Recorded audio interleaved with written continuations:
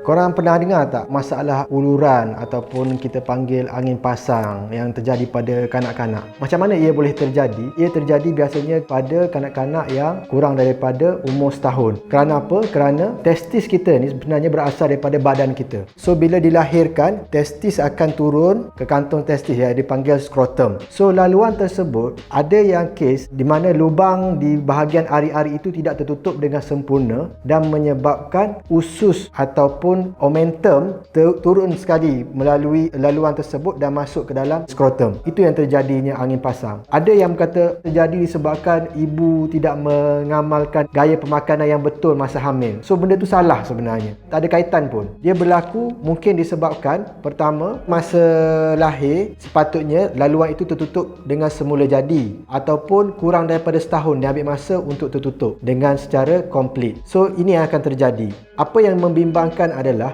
bila usus itu telah turun ke dalam kantung testis tadi, jadi usus ini tersekat. Bagaimana kita dapat tahu ia tersekat? Bila mana dia berpusing atau dipanggil strangulation dan paling teruk akan menyebabkan gangrene ataupun saluran darah tidak dapat supply kepada bahagian usus tersebut dan menyebabkan dia menjadi warna hitam. So apa simptom yang akan kita dapat tengok adalah bayi tersebut akan menangis, yang kedua dia akan muntah-muntah, yang ketiga adalah dia tidak boleh berak ataupun kentut, dia akan kembung perut. So perkara ini akan membimbangkan dan perlu dibawa berjumpa dengan doktor dengan segera. Kita akan bimbang berlakunya dipanggil intestinal obstruction dan komplikasi yang terakhir adalah menyebabkan gangrene. So apa rawatan yang kita akan berikan adalah jikalau inguinal hernia ini tidak dapat dikembalikan kepada tempat asal atau dipanggil reduction, tak boleh reducible, kita akan buat pembedahan. Pembedahan ini kita panggil herniatomy, di mana laluan tersebut kita akan tutup dengan sempurna supaya usus tadi tidak turun lagi ke kantung testis. Jadi kalau tidak dirawat, dia akan menjadi recurrent inguinal hernia, di mana setiap kali dia akan batuk ataupun dia meneran atau angkat benda berat, usus dia akan turun ke dalam skrotum itu. Setiap kali itulah dia akan tolak untuk masukkan balik ke badan dia. Boleh jadi sembelit bila usus tadi tu telah tersekat ataupun telah tersempit dalam laluan tersebut. So macam saya bagi tahu tadi, dia akan menyebabkan muntah, tak boleh berak, tak boleh kentut, boleh jadi sembelit. Kalau usus tadi turun dan mengambil kedudukan testis tadi, jadi tumbesaran testis itu terbantut, boleh merencatkan tumbesaran testis tersebut dan boleh menyebabkan kemandulan.